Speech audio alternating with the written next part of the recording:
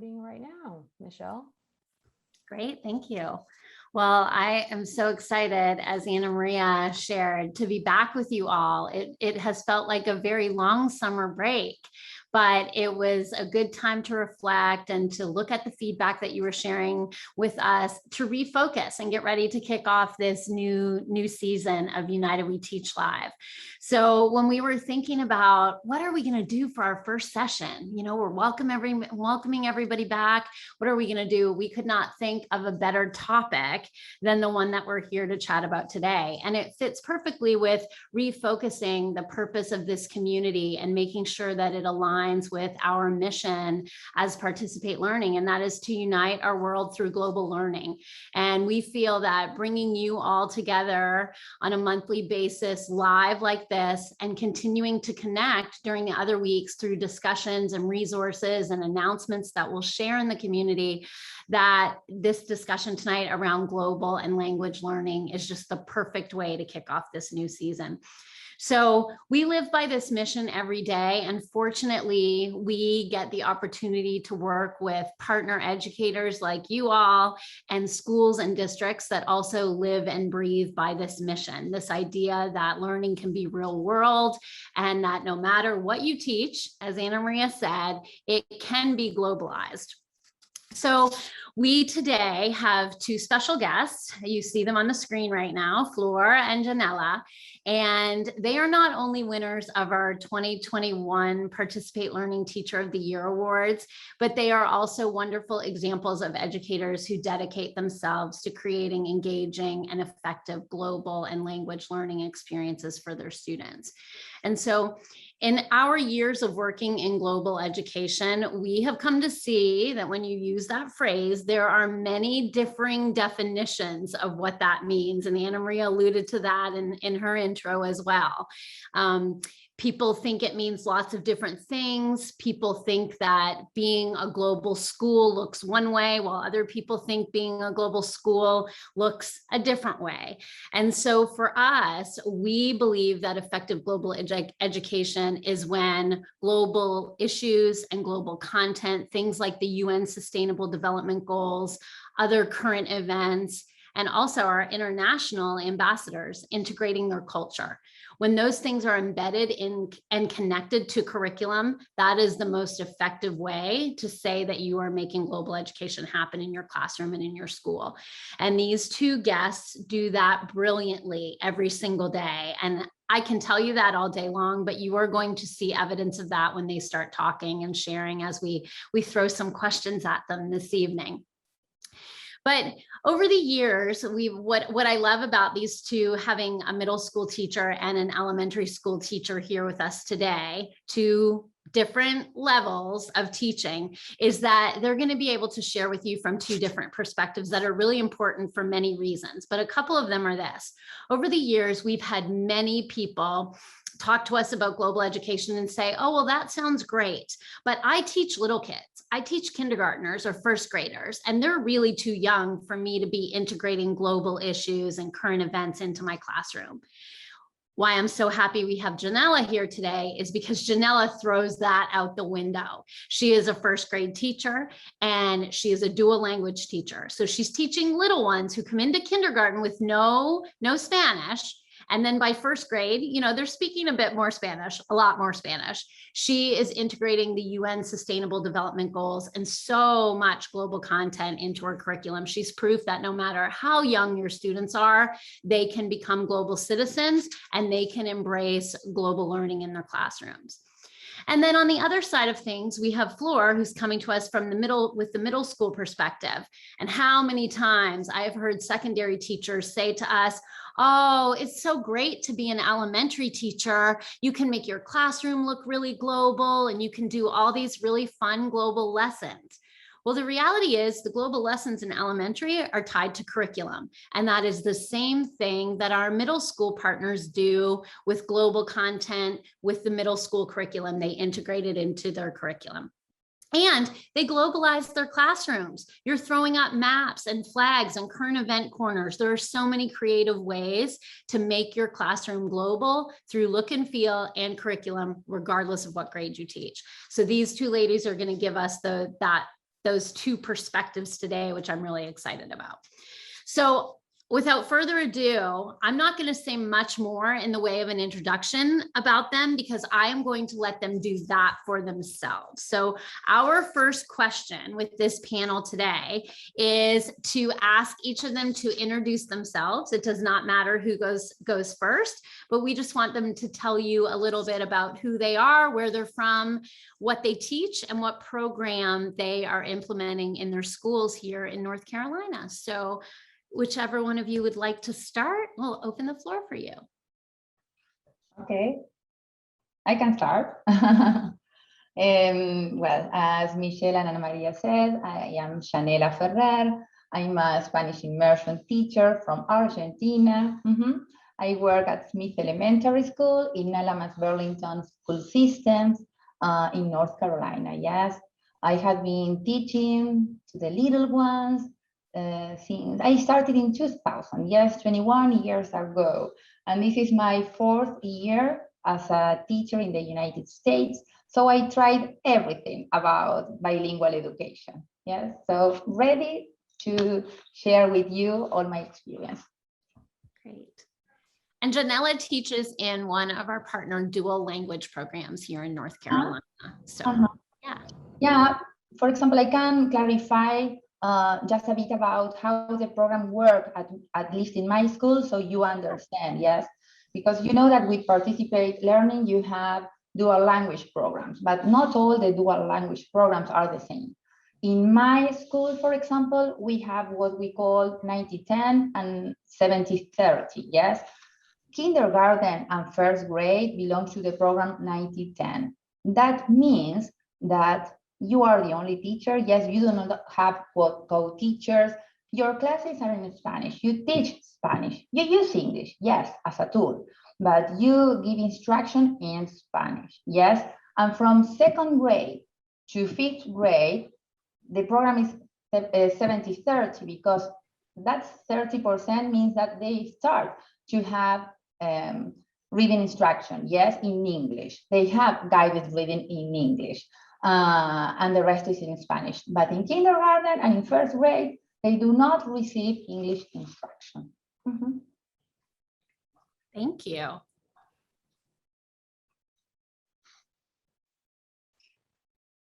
Okay. Can you hear me? Yes, yes. Okay. Well, I'm Florencia Guida. I'm from Argentina too, as Yanela. I teach in North Carolina in Union County Public Schools. I teach at Sun Valley Middle School, and there I have 3 classes of Conexiones, this amazing global curriculum that today we are going to talk about. And also I have 2 other classes that are Spanish. I teach 6th, 7th, and 8th graders. All right, thank you so much.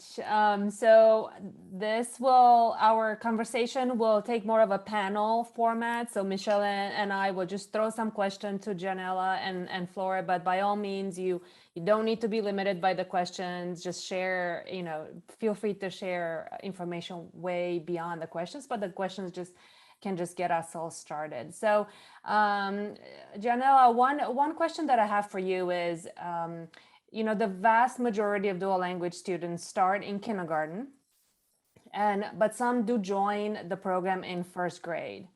So as a 1st grade teacher, how do you approach dual language instruction with these students who come to your classroom and know Spanish? What practices do you use to help them understand what you're saying during the first few weeks of school? This is a question we get quite a bit. Well, what I do always at the very beginning of the school year is that the new kids must feel that they belong to the new classroom. Yeah, for me, it doesn't matter if we use English or Spanish, because I'm going to teach them to be global citizens. Spanish is a tool. English is a tool. The language is a tool. Yeah, so the first thing that I always plan for my kids is to make them feel that they belong from here, because if not, They will return home, say, Mom, I don't want to go to that school anymore because I do not understand what the teacher is saying. But of course, I include Spanish words the whole time, but I make them feel that they belong to the classroom. So what we always do is to build the community and make them feel engaged with the different activities, easy activities, yes, to make them know each other. So that's it. It's not like they directly come to the classroom and I speak everything in Spanish. No, because that's not the idea. So little by little, I start working more in Spanish, yes, but the idea is not making them feel frustrated, never. Yes, maybe this is going to happen to you that this school year is different to the rest of the school years that we have been teaching, because the students that we have now, or most of us, we have now, were students that were the last school year almost totally virtual. Yes, for example, in my case, I have kindergarteners, yes, or first graders that were in kindergarten, the whole school virtual. So there are many things that they do not know. So for those new students, it's like an advantage, yes, because during this first month, it's like you are trying to revise material from kindergarten, yes? And also these kids need social life because last school year they didn't have it. So these days, for new students and old students, it's everything the same, yes?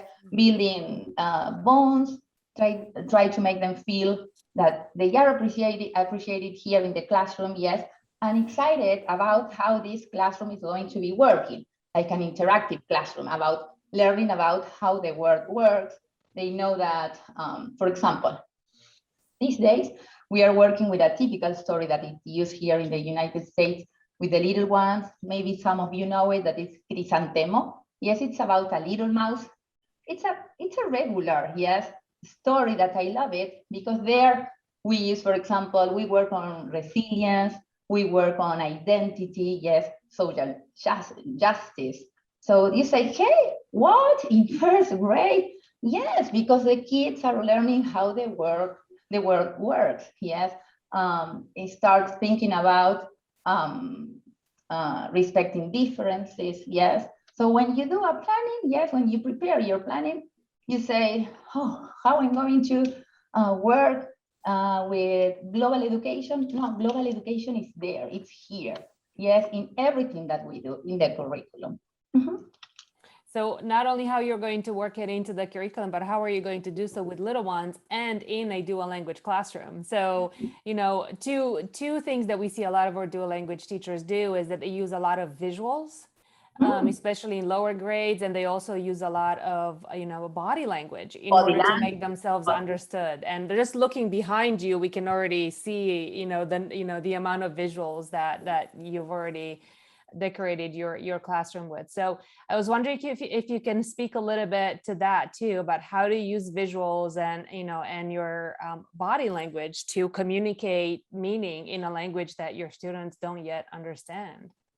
The visual aids, we start adding them to the classroom with them, because I want they know what, for example, if we are working with numbers, okay, we are going to be working with this is going to be here. Yes, so they know that it's a tool.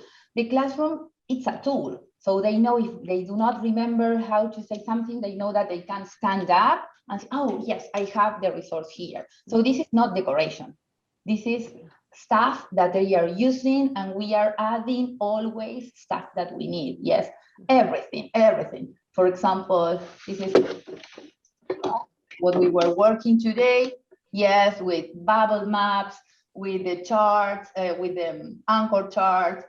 When they started working with colors, I stick this on the walls with them. Yes, so they know this wasn't in the classroom the very first day of school. We did it together. Okay, I'm going to put this here. So you know that this is rojo. Yes, la manzana es roja, el corazón es rojo. Okay, let's continue with another color. But I do it with them. Yes, so they feel the classroom that it's their second home. And body language the whole time. Yes, thank you. That is super helpful. So Flor, by the time these students get to you in middle school, They are graduates of an elementary dual language classroom, and in many ways they are fluent. We do wonder, how do you continue their language learning in middle school? Well, here in Union County, the dual language program is what we call a content-based instruction. So this means that the kids are going to learn something, okay, but not like the traditional way that, for example, you learn a language. So they learn about something more than the language. Mm-hmm. And this content that we are talking about is based on global awareness, is based on the CDGs. And so that makes this curriculum amazing for them.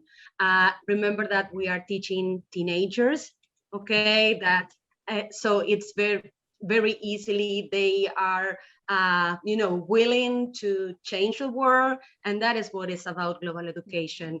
It means that we need to teach them to change the world. We need to teach them to repair the world that we live in. So this curriculum with the global awareness, with the CDGs that are the United Sustainable Development Goals. I don't know if the people that is the audience is familiar with the United Nations goals, are from United Nations. They establish some goals and these goals are more about learning, across borders. These goals, it means that we want to create a world that is unique, and this world, it responds to sustainable peace. These goals are going to, for example, fight against poverty, fight against hunger, we are going to talk about inequalities, we are going to talk about safe water for everybody, clean water for everybody. We are going to talk about to have a planet for the future generations. And apart from that, the students are going to learn more accuracy on the language. Okay, for example, with classifying the words, working with tenses, but again, we are focused more on the content than on the language. It's not just the acquisition of the language, also is learning about the global content, and that it's amazing. So Flor, would you say that that's the main difference between teaching essentially a dual language in middle school as opposed to world language? Yeah, the difference is that the kids are learning a content and not focus on the language, just the language. They are learning the content, but at the same time, okay, they acquire the words. They learn about, for example, tenses, how you can express what you feel. This curriculum is so engaging, and in many occasions they need to give their opinion. So it's about expressing what they feel about something, a global issue or whatever, using those words, using the language that they are acquiring at the same time. And I think for anyone that is connected to Flor on social media, if you don't follow her on Twitter yet, I would say go ahead and run to do that immediately after this session, because if you want to see what she's talking about come to life, she does a really great job of capturing some of her students, speaking about the Sustainable Development Goals, sharing about impact, about actions they can take through video and through writing examples that she shares. And it's absolutely inspiring. I don't speak Spanish. I can make out like a lot of what the kids say sometimes. Maybe I'm on a middle school level, but I'm telling you, it will blow your mind. It's incredible to see. So thank you for sharing that. Well, when you're talking about having students come in, when they first start the program and not having any Spanish, we also know that with both of these programs, regardless of whether you're in elementary or middle, we know that the families of all of these students do not speak Spanish. They're not all bilingual. So we'd love for you to just share a little bit about how you structure homework and maintain a really effective and open and healthy relationship with all of the parents or guardians or other family members who care for your students, how you do that when there is a language barrier and when those families don't speak Spanish, because we know that's a reality for a lot of them. So either one of you can start with that question, and then we'd love to hear the other person's take on it. Okay. Oh, you. Now, first of all, I think one of the most important things is maintain a good communication with them, a positive relationship, and keep them posted. Okay, so I'm that kind of teacher that I email parents and say, hey, today your kid did an amazing job in the class, and I want really to post this on Twitter. That was what Michelle was talking about. And so I asked for the permission to the parents, and I never, I know that sometimes happens, but usually the parents at the same time are so excited and engaged about what is going on the class. And so I think, I don't know, Yanela, if you agree with me, the most important thing is to have a positive relation with them and keep them posted through, for example, weekly newsletter that we can send to them and share what we are doing in the class and what the kids are learning. For example, in my case, with the little ones, I do not send homework, yes, because they are with me 7 hours per day and they need to relax their brains because they have extra work. Remember that I told you that they do not receive English instruction. Yes, I use English, but I do not teach English, and they do not receive English instruction from another teacher. So in this program, kids are evaluated also in English. So they need, yes, to practice at home how to read. They have to practice the sight words. So as Florencia was saying, it's a must to have great communication with parents. Yes, I use, for example, Class Dojo, also newsletters. We have a binder. Yes, for example, in the binder, we have a special section that says homework, but that homework is okay, I send you the sight words in English or sight words in Spanish for the kids to practice during the whole school year. Also, I send every month a reading log, but to do it in English, yes, because it's like encourage them, read whatever you like, whatever you want, something that makes you feel excited about to learn more, yes. So they color, for example, this month, in September, they started to color apples, yes, when they read a book or when they read a chapter books, because some of the first graders start to read chapter books. So that's the kind of homework. Or for example, a kid missed a day, yes, I send them just the activities that I know that they can do by their own. No activities that are a bit complicated, because as Michelle was saying, they do not have that support at home. And what we don't want is that kids feel frustrated, the parent get angry because they cannot explain them. And no, that's not the idea. The idea is that they do at home what they can do, yes. Sometimes some school years, for example, when talking in data with the other first grade teachers, and we say, oh, kids need to practice more math, for example. So we are going to start sending just on Fridays math worksheets, but they're going to be in English. Again, the language is a tool. It's like, I'm not focusing in just teaching Spanish. No, I'm teaching Spanish, but I'm raising bilingual kids.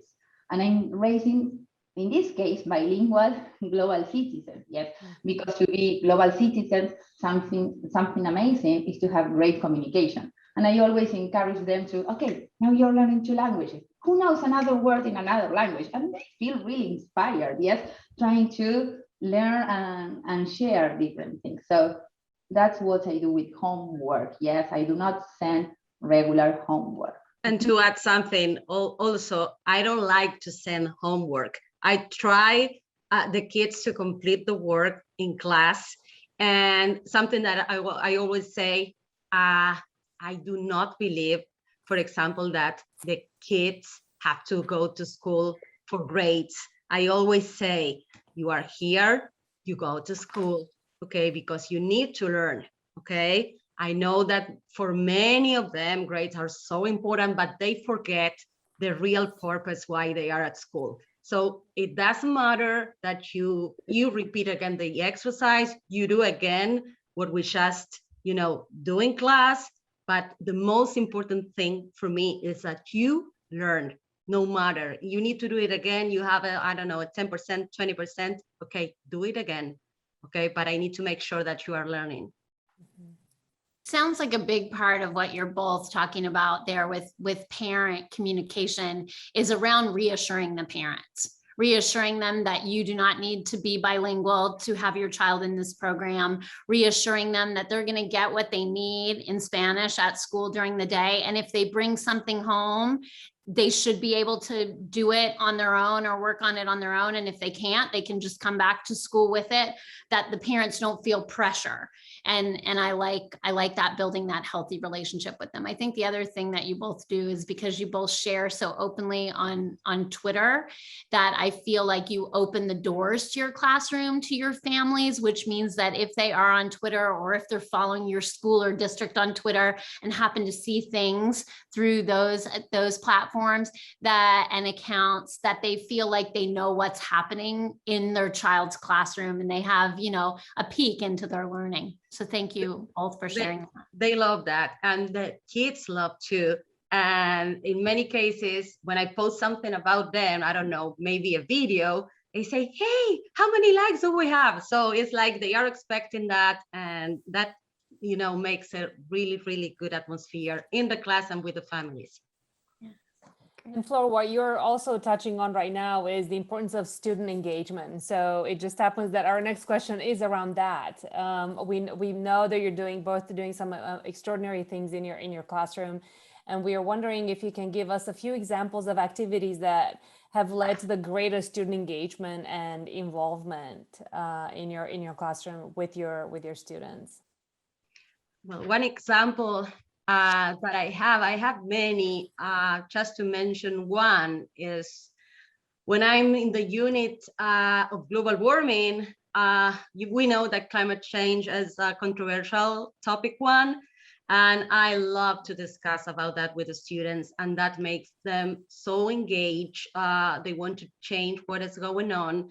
And what happened to me last year is that I had 2 sides, and that enriched a lot the discussion that we were having.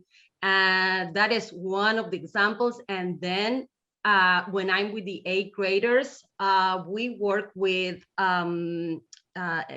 projects through campaigns. So they need to choose, for example, something, a global issue that is happening in their community. Right now, for example, we started, and they need to choose one global issue that they see that is happening in their community. So they started to get involved.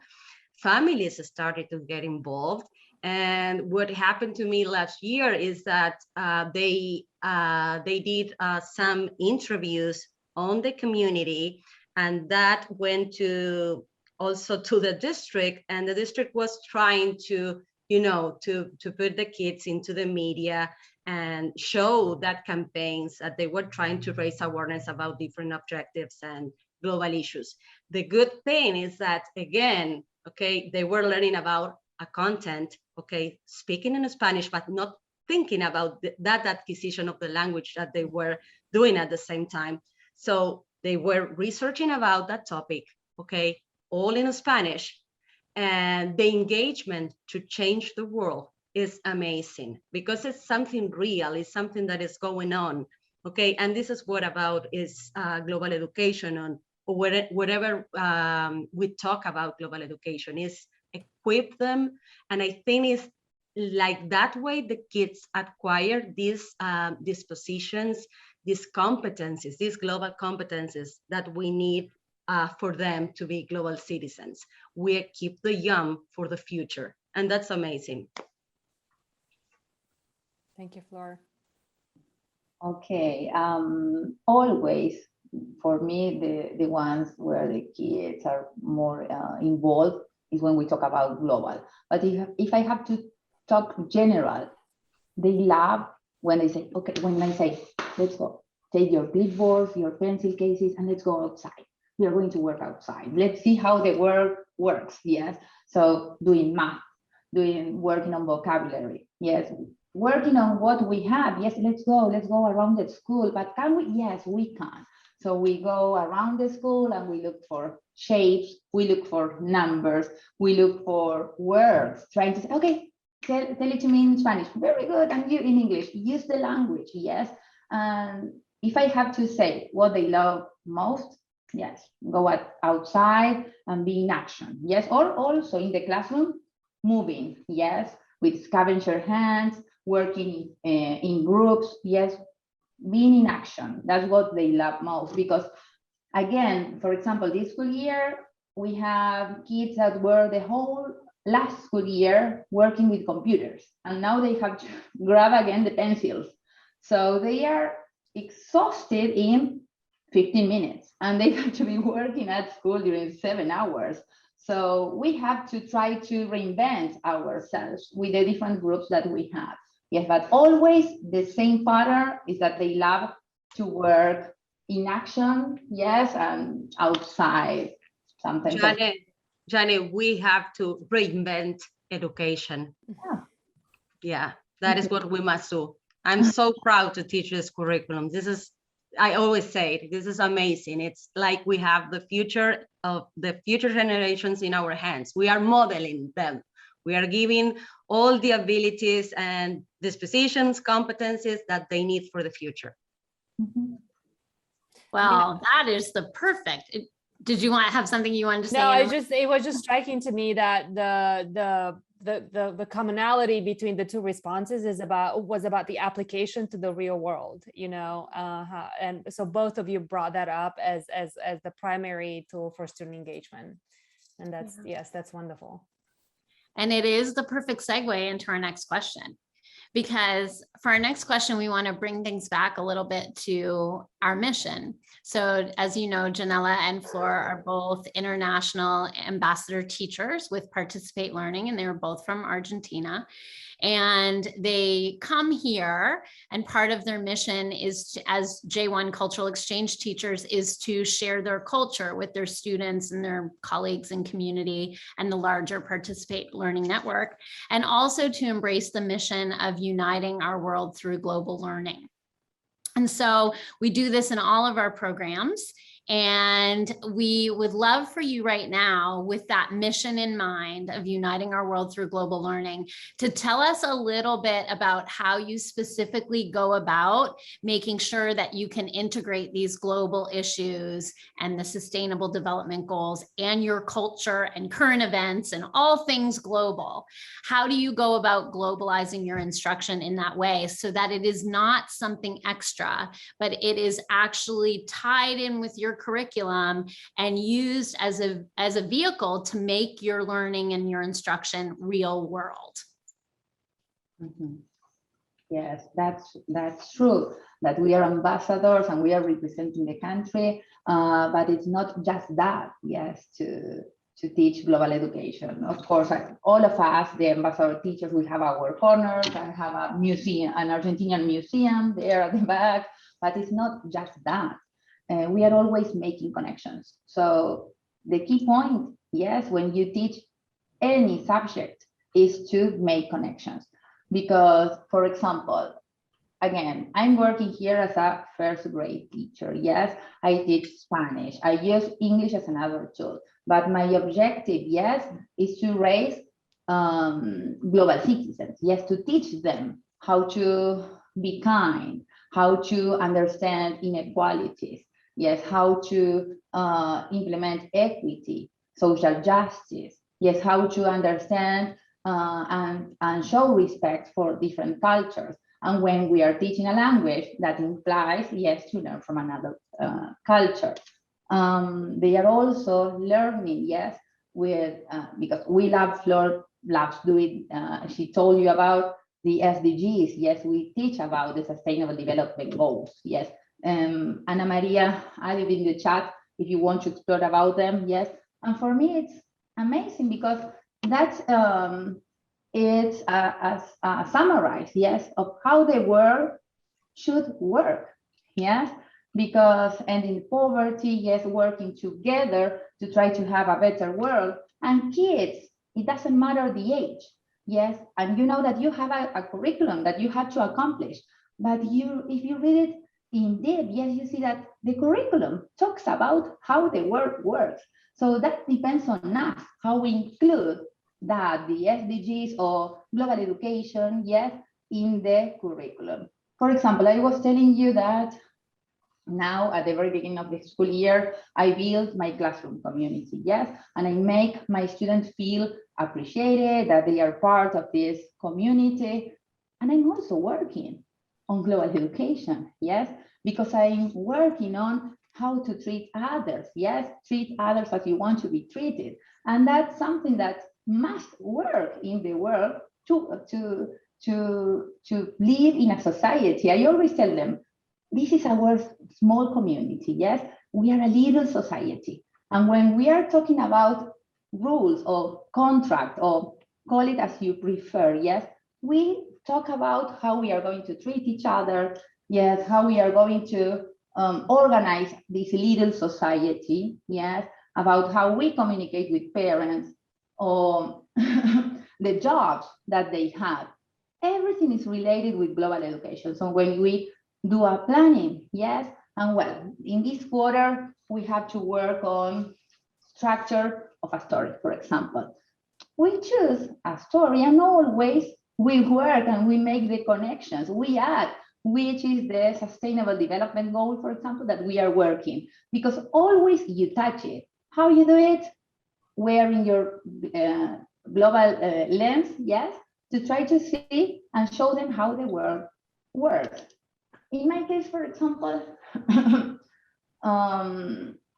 you know that you are in different parts of the world. Many of you are here in the United States and you know how the curriculum works. But if you don't have the same curriculum that we have, you have a curriculum, an structured curriculum where you have to accomplish, yes, different concepts or topics, or how you call them in your countries. Read them, yes, and try to see beyond, yes, how you can make that, yes, that was made to make our students feel the connection of the real world. Yes, so when we plan, we see, oh yes, here I'm teaching diversity. Oh yes, here I'm teaching equality. Oh yes, working on this in math, for example. I'm teaching, trying to have critical thinking. Yes, and all of those are part of a profile of a global citizen. So if you try always, like I do with my students, yes, trying to see the world, yes, with global lens. Yes, so there is a moment that you start seeing everything like, okay, global education is here. Yes, we do it automatically. And just we add it in the planning, yes, to show, yes, others and learn, make others understand how we use it, yes, and how we do it visible. But it's something that little by little, you start using it. I think, for example, you don't know how to use it, something that I recommend, that I also did it, yes, there is an organization that it's called Teach SDGs, yes, that where they have open always a window, and now it's open because the idea is to connect classrooms, yes, from around the world, and they work during 6 weeks, yes, on a SDG. And it's amazing because you're working, yes, uniting out the world with different classrooms, different students, different teachers, and they support you. So if you are interested and you don't know how to start with global education, I highly recommend you to try that, yes. It's Goals Project, yes. Google Goals Project, and it's amazing. I think that what we need to ask ourselves as teachers to connect is, what do we want the children that we are teaching now to be like in the future?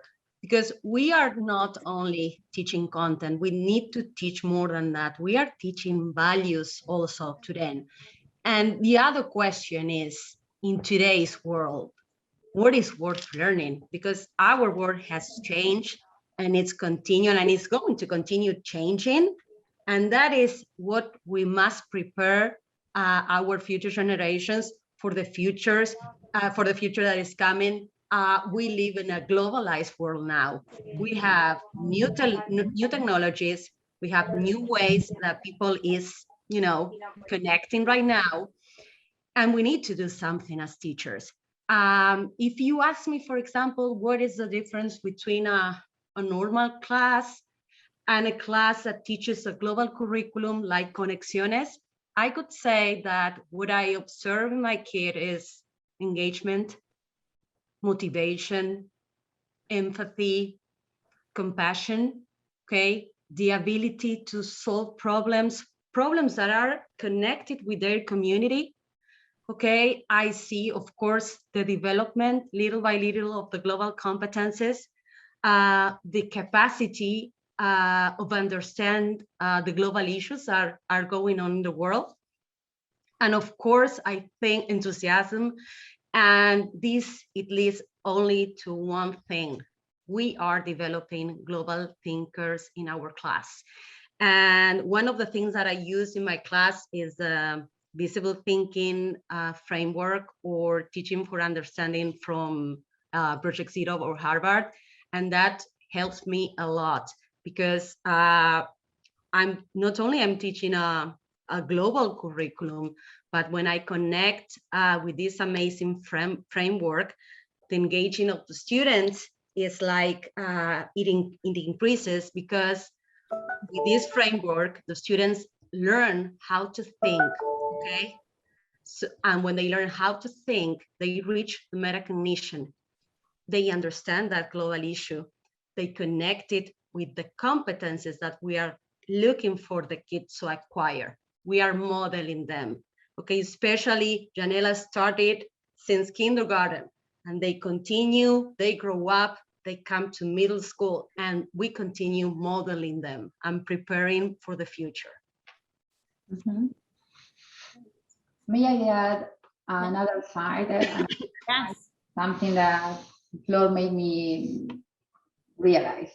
National Geographic has a great program, and it's for free for teachers. Yes, and it takes like 3-4 months. Yes, to get your certified. Yes, your certificate to be a National Geographic certified educator. Yes, and that's amazing, because there you have also frameworks to learn how to work in the community. Yes, starting to have the global lens. So you start in the community to have an effect in the world. So Google that. Yes, National Geographic, plenty courses, but that one, the one about the certification for teachers, I highly recommend it. Yeah, and also use the calendar. Yes, the school calendar.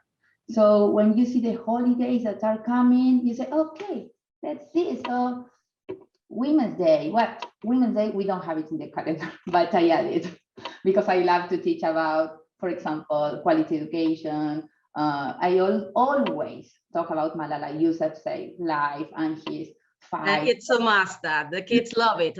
Yeah. There's a book about, the biography. Okay, do you have that of Malala? Well, I have middle schoolers. The books that are short books about biographies, they love it, and they always, want to know more about Malala. And that's amazing, because always it's related with real world. Now, if we go to the news, yes, we see that what they were learning is what is happening now, yes, in Asia. So they start learning, yes, about connections since, as Florencia said, since kindergarten. So it doesn't matter which subject you are teaching, yes? It's like if you focus on global learning, then you teach whatever, because you are building, yes, and you're raising those global citizens. Yes, and I think these great resources that you all have shared, I think this is a good reminder too about one of the ways that we can continue to stay connected with each other, even in between our live sessions. We're going to have our live sessions monthly, but in between we'll have these active discussions. And so these types of resources that we're thinking about, and as you're thinking about global integration into your curriculum, if you come across other great resources, come to this global discussion. I think Anna Maria right now is showing the United We Teach Live one, but I think, tonight thinking about resources related to global or dual language, we have new discussions around those. And so feel free to come and post those resources and share them with each other, and know that you can come here and use this as a place to access those types of things. We think, oh, go ahead, Yanela. No, that what you're saying is perfect, because we take all those resources. We have in our classroom all the participating resources. For example, I have here the poster about the profile of a global citizen. Yes, everything that you have there is directly to use it. Yes, and the community, it worked really well last school year. Yes, with the pandemic situation, and it's amazing that you are restarting it, yes, to share experiences and to learn from where to take material to work on this. Well, we thank you both for sharing and for opening up your best practices and your experiences. We are getting close to 6 o'clock, so we do want to open up the floor for any questions that people might have. You can feel free to unmute yourselves and ask the questions. And I'm sure Yanela and Flor, whoever you would like to direct it to, or direct it to both of them, I'm sure they would love to answer. So the floor is open for anyone who has a question.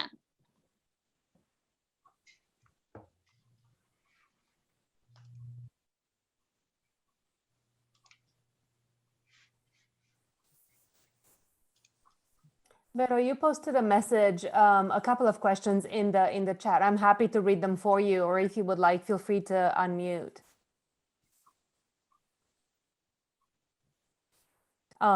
What Vero was wondering is whether the methods of learning that you were talking about earlier vary depending on the school, or is that something that can be applied in any schools? And just what are your thoughts on that? In any school, any teacher could go. I think I shared once on a United We Teach, the platform that I use, that it has a lot of routines, thinking routines that you can implement, especially if you are teaching middle school. Okay, there are some of them that really makes them think about these global issues that are amazing. I can help you with that, Vero. Was Vero? Yes, I'm here. Thank you. I was listening, but I couldn't answer earlier. Thank you so much. Yes, that was my question was around that. I wanted to know if you can apply this. It doesn't matter if the school organization, or, I mean, you can use it anywhere, anytime, with any group, with any level. Because Yes. sometimes we have a lot of ideas and things we want to implement, but the school organization or administration leads you to do something in some ways. And then the project that you had as a teacher, you say, well, I'm going to have to change this because I will not be able to use it with my students in this school. I don't know if I'm clear. Yeah, I don't know. I know that you can implement this. I'm following my curriculum. In my curriculum, I don't have activities with visible thinking, but I include them. For example, if I have to teach, I don't know, climate change. Let's suppose that I'm teaching climate change and I'm doing this. Before I enter to the curriculum, to the unit of climate change, what I do is I show to them a picture of the earth, okay? And the earth is so hot, and at the same time it seems that the earth is not healthy. So I showed that to them, and we start to think about what is going on. What do you think? And we have a couple of thinking questions. So it's like it helps you to start with a topic. And there is when the students start that engagement, okay? That is like, the reason why they want to learn more. That we Conexiones, we have the curriculum, and I tell Jason always that there's in all the units, you have a question for the unit. And that question, it's so engaging. It's like the question that you find in the curriculum, it invites the students to learn more. Hey, I don't know, you say, okay, the earth is not healthy. Let's suppose that is, I don't know, a topic or whatever. Hey, I want to know more about that. Okay, why is not healthy? So first of all, what I do is I read that question that is so engaging, okay? And then I apply visible thinking and I share a picture, or we read something connected to the community and connected with what you are teaching. And from that resource that you are giving to them, you start to teach your curriculum. Also, for example, that was really clear. Thank you so much, Flor. No, thank you, Vero. And anything you need with that platform, I can share it to you, okay? Thank you. Also, I was thinking about that question, that, for example, imagine that you're going to work in a school that is not known as a global school, and maybe you're going to be a pioneer there.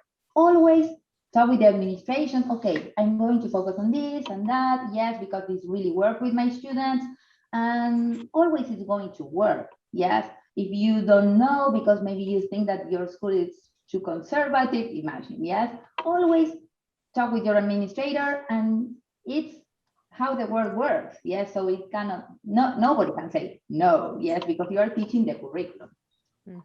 We must engage everybody.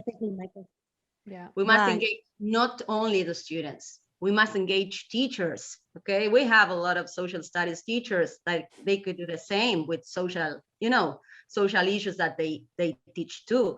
Okay, the same, the science teacher. We must engage our community, our principals, assistant principals. Okay, I think it's that one of the things that we should do as teachers. that's such wonderful advice. Thank you so much. Thank you both. Are there any other questions before we wrap up?